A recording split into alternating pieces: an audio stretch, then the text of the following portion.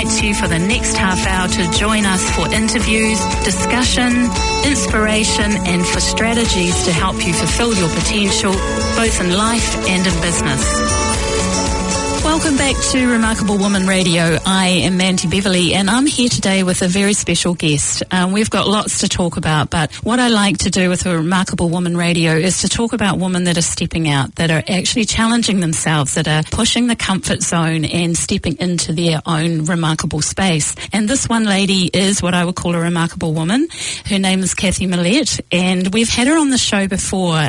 She is a digital marketing agency owner, and so she's been in this space for a long time. She was in it before it was trendy to be in it. So she has got the ability to look ahead and see the potential.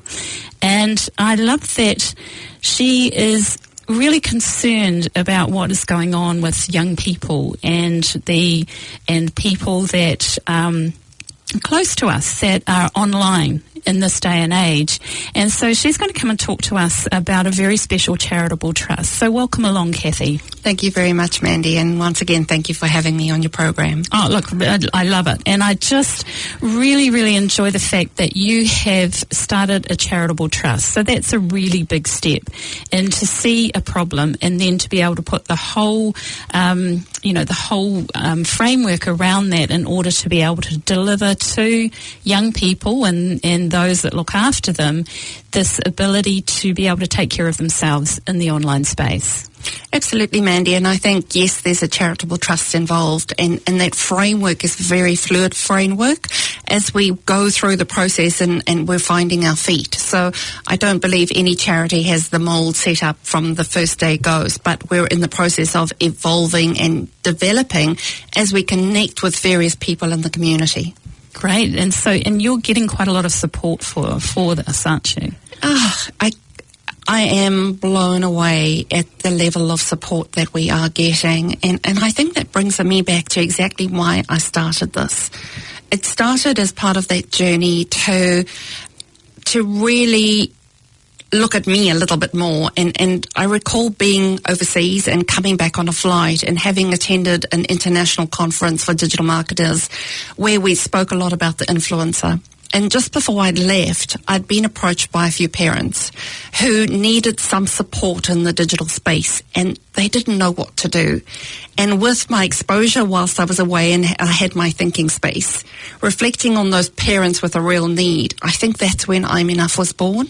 And it was born out of that direct want to provide coping strategies to our young people and those that care about them. I think that's just so important, because I was at a talk a wee while ago and a lady called Frances Valentine was speaking, and she said something that really woke me up. And she said that 50% of the world's population is under the age of 30 and they've known nothing but digital. And so we're sitting here a little older, shall we say, and we're thinking, oh, well, it's just sort of a gradual increase. It's not. It is just like this wave that's coming over, but alongside of that is quite a number of potential problems. And what do you see that those are? I think, Mandy, there are some problems that come along with that. I think that, I know we'll cover it later, but in terms of our parenting style, probably it's the first time in our world and our being where as parents we feel like we don't actually have the coping strategies to guide our children in this environment. And that's one of those conversations that we want to get going. The second thing is that the connection and the collaboration that's happening amongst our kids at the moment is happening far more in a digital space than in the real world. And as parents, for us to keep our connectivity with our children going so that we can be that port of call when they do have an inner voice moment or they do feel insecure about something, because connecting them with a real authentic conversation with another human being that is not potentially a digital conversation is a skill set that I think is a gift to our children in the modern day. Yeah, because it's going to be a skill that's lost otherwise, to actually look eyeball to another human being. And because we've got so many strategies that we can actually assess things going on, because what did they say? 93% of communication's non-verbal, and yet they're getting a lot of verbal things coming at them, but they can't see what else is going, what else is being said. So they take it at face value. Is that what you're finding? Or? Absolutely. So there's, I call it that inner voice, inner me type scenario where they are putting potentially can put a whole raft of their own self-belief systems around what is being said. But I think that it's more than that. As we migrate into the workplace, and we understand that the workplace is changing, and as you've said, as a digital marketing business, I embrace that every single day. But when I look at the segment of the community that comes through and works within my organisation, sometimes a simple request to actually call a client can actually be met with a large avoidance. That I actually need to say, you really need to call that client, and we need to do that face-to-face with the client. Whereas it's far easier to get behind the keyboard and send a message or send a text or send an email. So I do believe that there's a need, and that's not what I'm Enough is focused on, but a need to actually start building up those other skills beyond the actual online world that we're embracing. So is it making us human savvy as well as digital savvy? And I think that, that's exactly what I'm Enough is about. I'm Enough is actually looking at those inner resilience methods and those inner values that should underpin every form of connectivity that we have with anyone else. So tell us a little bit more about I'm Enough. How have you structured it, and how do people, because if they want to go to it, it's imenough.co, is that correct? Yes. Yeah. So imenough.co, and the reason for that is because we know that this is not only a New Zealand problem. So we've attempted to future-proof ourselves in the domain name. But what are our focuses? Our focus is really at a very high level, starting the conversation. And I think that, who can be part of it? Every single person can be part of it, because if everyone has a mindset to open up a conversation with somebody, and we're talking teens today, but it doesn't necessarily have to be teens, if we can open up the conversation. But the 3 pillars of I'm Enough will be, 1, the conversation, what I'm doing with you today, so that we can start spreading the word. The second level is to bring in our professional service providers. I understand that I am not a specialist in mental health. I'm not a specialist in these modern diagnoses. And there are people who have got that skill base. So we're partnering with so many different professionals who can bring their own unique slant to how to deal with digital anxiety, to how to deal with being enough in a specific moment, to how to deal with a depressive friend, to how to deal with somebody who's wanting to take their life, and what to do in those instances. But then the third part, and I think this is probably going to be a fundamental foundation for what I'm Enough is about, is real stories from our teens and our youth. And we talk about our youth because when we started this, we thought it was our teenage group.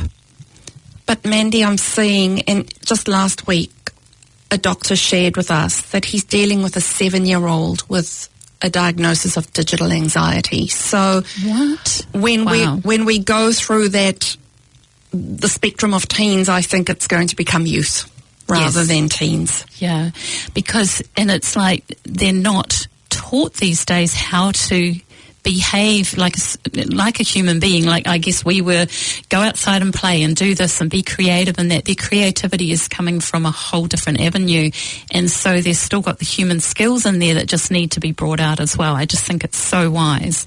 And I've sort of written down here, because I was looking at your website, and some of the main problems that you do deal with are things like cyberbullying and, the sexting and the grooming thing, and that's a big hot topic at the moment. And then reputation management, but also the future proofing, because everything is out on the internet forever. And so how do kids actually navigate that? Because people can look them up if they go for a job in the future. All of their data is all there, and we didn't have that growing up, and I think that was actually a big advantage. But nowadays, the transparency that is out there, is that a big reason that we're seeing more anxiety and depression, or is it just that these are huge problems on a bigger scale than before. I'm going to take a deep breath because I think your question has got so many multiple facets to it. And if I look at those different facets, it comes back to why social media was born. And social media back in the day was born as a method to connect one another, to build a network. And if we go back into my marketing 101 when I was at varsity, we looked at Maslow's hierarchy of needs, and the needs for belonging, the need for love, the need for self-esteem. And we're going into this community-based environment for those exact needs because we want to belong, we want to be loved, and we want self-esteem and recognition. But sadly, the methods and the techniques and the environment puts us in a perspective, in a place where we're able to see people's inner lives. But often we need to put the glasses on and realize that we're seeing a snippet of their life. We're seeing the highlight reel, and we're seeing the best bits. And so when we self-judge in that environment, are we self-judging based on the correct formula and the correct vision that we've had? So that's one area, to actually go into that environment and stand your ground and go, I'm enough, and I really absolutely know what I'm putting out there. And I know that when somebody else puts something out there, they may be a wannabe influencer. They may actually, when you go behind the scenes, be going through a really bad period of their life, and what they're looking for is the like or the follow or the acknowledgement of that new self-image that they've put out. So there are so many multiple facets, and I think that it's the environment where we can have that self-doubt that is amplified with that environment. And obviously, you've touched on the other elements. There will always be people that are narcissistic, and there will always be people that are the bully. But what we're finding in today's world is, in the past, you could have left that person at the office door. You could leave the person at the school gate. But suddenly, in the social environment, we're unable to do that because that person has an ability to reach us even when we actually are at home. Wow, and that's something that we just don't think about, isn't it? That no one switches off these days. No. Yeah. And there seems to be a real reluctance amongst our young people to actually go, well, Mandy's actually been bullying me today. I don't need to have her on my Instagram account. That ability to distinguish that you can actually take people off that environment. Where it does come, and it's very prevalent, is in that environment where it's done as a meanness. And so that has another form of consequence when somebody has actually blocked you. And that has another form of dynamic. So it's an environment that's fraught with dynamic, and I think that that's something as our parents today is to talk to those values, self-belief, underlying principles to create the resilience within people to be able to work within that environment and not potentially be touched by it. And not to take everything at face value, to actually start to question themselves and go, well, hang on a minute, do I actually want them as a friend? Because I know, I've heard that kids today have like 2 accounts. They've got 2 separate accounts. One is to show the public account, and the other one is the private account. Why are they doing things like that? And exactly, Mandy, it's that sort of private account and real account, and often the open account is the pristine world, whereas I suspect that the private account is a lot more of what's going on in their real life. But at the end of the day, the opportunity for any of that material to be copied and replaced is real, but also why is there a need for doing that? And again, it comes back to that authenticity of the person, and often in having that very discussion with a young person, I've had the eyes go open and go, I didn't realize I was doing that, and I didn't realize why I was doing that. And so it's just, again, opening up that conversation. And whether that conversation is that light bulb moment or it results in somebody altering how they perceive those different environments of different people, then I think we're making a change, and we're making a change for the good. Well, this is such a big topic, and and I was talking to one of my daughters who follows a really lovely lady in the UK, and she has so many likes, and but she said her Instagram is really polished, but I love her YouTube because she's really relaxed, and she shows behind the scenes that it's not all perfect, that she's got her telephone stacked up on boxes and things like that, so she keeps it real, and that's where she prefers to watch this woman, because obviously she's a little bit older than some of the influencers as well. And I thought that was quite an interesting, just people want to see behind the scenes, they want to see people being real, and yet we're finding a lot of our young people don't want to be seen as real. They're trying to hide that part of them that they don't perceive as really perfect. And so it's quite an interesting dynamic playing out. It goes even wider than that, and I think you're right. I think that we will always see movements, and we will see things come and go, and I have a strong suspicion that what we're going to see is the call for real. We can see that coming through in some of our legislation, where if a photo has been photoshopped, then it needs to be disclosed within that publication. So I can see that there's going to be a wave for that to happen, but ultimately there's damage being done right now. And, when you're exposed to a person and you realize that that person is in that environment, and to build their own self-esteem, they are actually buying followers and they're buying likes, then you realize that you're on the cusp of actually uncovering something that is very real in people's lives. And it doesn't have to be in your own life, but it can be in a family member's life or a friend's life. But as people who care, and I think the majority of us are like that. Yeah. Again, I'm going to repeat myself. It's about opening up that dialogue and not being discouraging of the use of social media, because social media is here to stay. Yes. And I think that as parents, and I'm covering a few topics, as parents, if we have the threat of removal of social media devices, and that hangs over our children as a consequence for anything in the household, my fear, and I believe it's a real fear, is that actually cuts down the conversation, and it cuts down our ability to have real chats with those that we care about. So what would you like the conversation from I'm Enough to start to really address? I believe the conversation about I'm Enough is the fact that I'm enough. Yes. I love that. I love it. I think your website's very smart. I'm enough. And if we look at it, I think there's multiple. It's one, have the discussion. Be open to that discussion, and whenever that opportunity is there for the discussion, have it.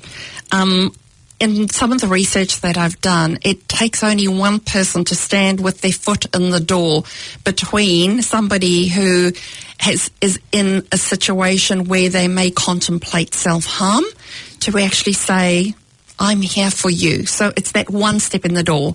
It may not be as drastic at that, but have that discussion. Show the encouragement around what they're doing. Build that encouragement, and through encouragement, I support building that emotional resilience.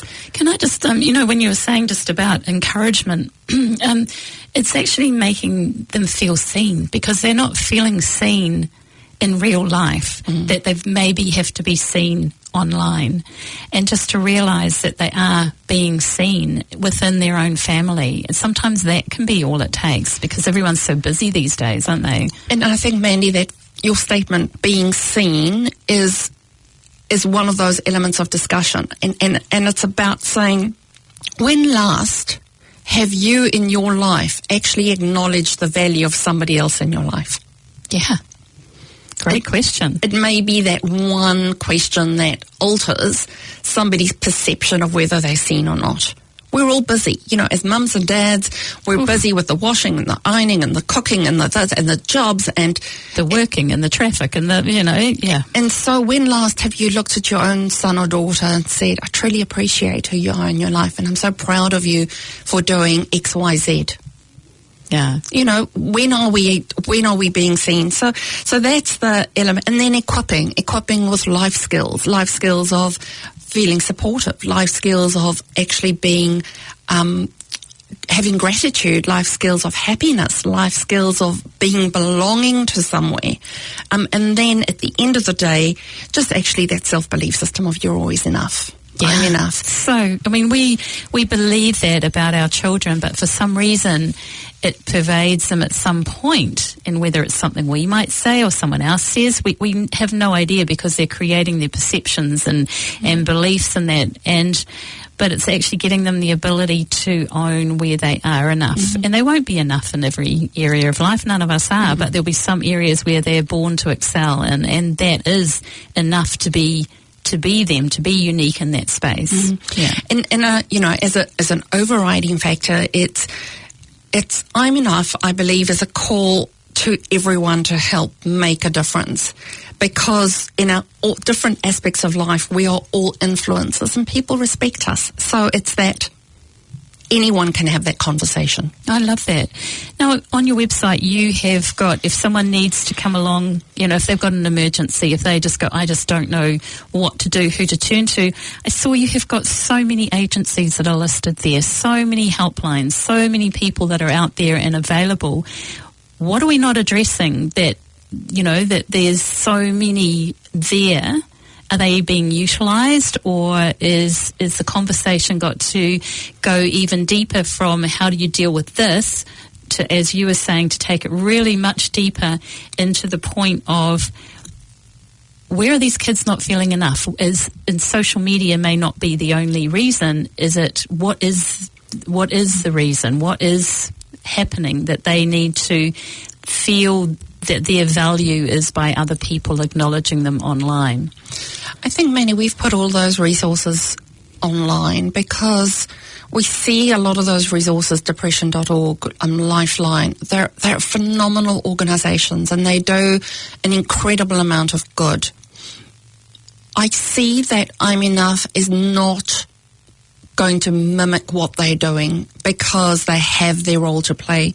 What I'm Enough is focused on is building that digital resilience, that digital coping strategy, and connecting the dots between some of the mental health issues, the undervaluing of yourself in a digital space, or those coping strategies that even if you are a very happy person naturally can adopt in that space. So I'm Enough is a top of the cliff sort of organisation to start the conversation. We do not have an intention to be what I believe one of those rescue lower level phenomenal organisations that are dealing with depression and suicide and all the other elements of our society. I think that's really cool, and just to get more people owning where they're enough and knowing that there's a resource to give them strategies so that they can remain, you know, at the top and not have to really go to the depth of despair that so many are doing, because, I mean, the statistics in New Zealand are not great for youth suicide and things like that, and so we'd love to see that turn around, wouldn't we? Well, the statistics are there, and I've stepped into this gap because I don't see anyone else doing it. With my digital hat on, I sit in a space where I embrace digital every single day. So I'm not coming to the space to say digital is bad, but I'm coming to the space saying, what do we need to do to place a cotton wool cocoon around how we embrace digital into our own life? And one of the stats that came out of a recent report that I read, which sort of highlighted this to me, that there was a strong correlation between the amount of time somebody's spending online versus the incidence of depression in that person. Oh, okay. When it came, or the potential for depression in that person, when it came to our young ladies, they were at higher risk than our boys. And we can see that through our self-image, self-awareness type environment that those young ladies are placed in. However, when we found a young girl that had high time within the social media environment and combined that with an incident of online bullying or something similar to that, there was twice as likely a chance that that person would develop depression. Wow. So now they've got the comparison, and then they've now got, I'm not good enough, there's nowhere to turn, they're really going down a bit of a spiral. And it's something to, what's a question that parents can ask their children about social media, like on a daily basis? Like, who have you been talking to? What have you been doing? I mean, what would you suggest? I think each situation would differ from family to family. Of course. And it might just be as simple as, how do you find or experience social media? Tell me what attracts you to it. And then once you've heard that, is there anything in there that often leaves you uncomfortable, and would you like to talk about that? Yeah. And it's really interesting. And so I guess for me, with what I do, I know that strangers can't fill the void. We're expecting the likes, the followers, the superficial to fill the void. And I love the fact that you've called your website I'm Enough, and the whole movement around I'm Enough, because there is a global ability that people are trying to fill the void because they're not enough. And maybe we just need to remind ourselves that we are all enough, not only our children, but also the parents of these children, because we all have moments when we do both. So, and I think that I'm going to steal somebody's imagery, and it's Dr. Mona Ponan, who's actually come on and done some videos for us. And I think what she says is so real in a very simplistic way, is that we were all created the same. We were all created like that batch of muffins. But yet when we've come out of the oven, we all look different. And that doesn't mean we're any different. And each of those muffins is as beautiful as the next one. And to actually embrace that within ourselves. That could be a really good gift drive moving forward for I'm Enough. I love that. That is. I think we're going to leave our interview right there. I think that's a beautiful way. So thank you to you very much for sharing that analogy. I love it. So every muffin that comes out of the oven does look different, doesn't it? Mm. Absolutely. I love that.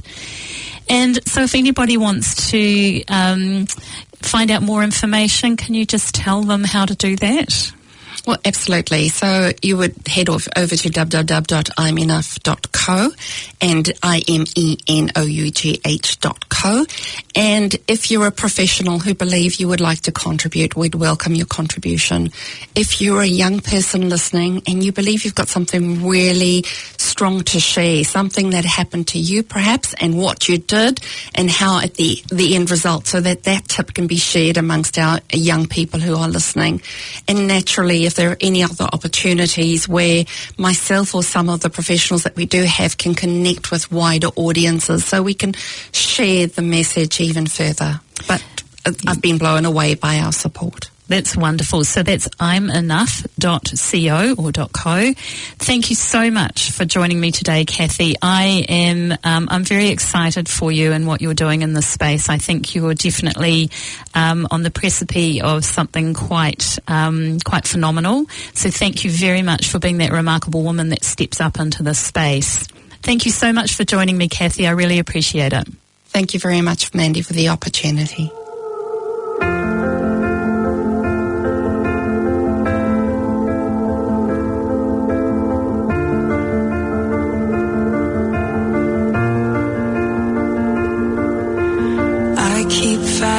Voices in my mind that say I'm not enough.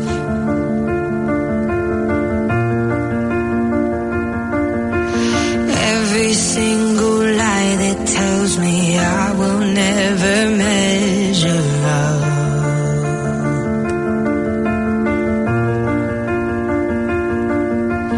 Am I more than just the sum of every high and every low?